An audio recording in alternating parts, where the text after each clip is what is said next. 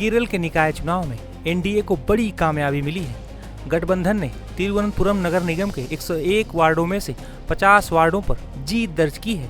पिछले 45 साल से यहां वाम लोकतांत्रिक मोर्चा यानी एलडीएफ का कब्जा था। एलडीएफ ने 29 और कांग्रेस गठबंधन यानी यूडीएफ को 19 वार्डों में विजय मिली है। तिरुवनंतपुरम न सिर्फ केरल की प्रशासनिक राजधानी है, बल्कि राजनीतिक दृष्टि से भी बेहद अहम क्षेत्र माना जाता है। इसी लोकसभा सीट से कांग्रेस के दिग्गज नेता और पूर्व केंद्रीय मंत्री शशि थरूर लगातार 4 बार से सांसद चुने जा चुके हैं, जिससे यह क्षेत्र लंबे समय से कांग्रेस और वाम मोर्चे का प्रभाव वाला माना जाता रहा है।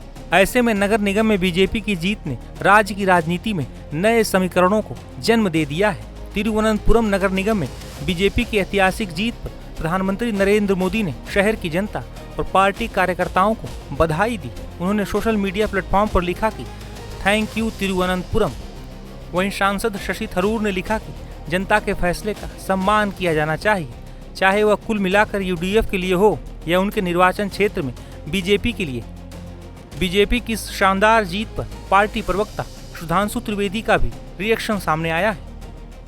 आज हम सब के लिए, भारतीय जनता पार्टी के लिए और राष्ट्रीय जनतांत्रिक गठबंधन एनडीए के लिए एक बहुत ऐतिहासिक और अभूतपूर्व दिन है, जब केरल नगर निगम के चुनावों में केरल की राजधानी तिरुवनंतपुरम में भारतीय जनता पार्टी और एनडीए ने बहुमत प्राप्त कर लिया है। यह निश्चित रूप से केरल की राजनीति के लिए एक युगांतकारी परिवर्तन है और भारत की राजनीति के लिए एक बहुत दूरदर्शी संकेत है। केरल में सिर्फ इतना ही नहीं है, एर्नाकुलम जिले में मुनम्मम क्षेत्र में जो ईसाई बाहुल्य है, वहां भी भारतीय जनता पार्टी ने शानदार जीत हासिल की है। त्रिचूर जिले के कन्नन पुलंगम में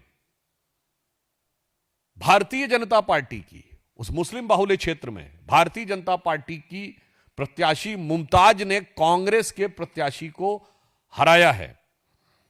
पलक्कड़ नगर परिषद में हमने विजय हासिल की है और अपनी स्थिति को बरकरार रहते हुए और मजबूत किया है।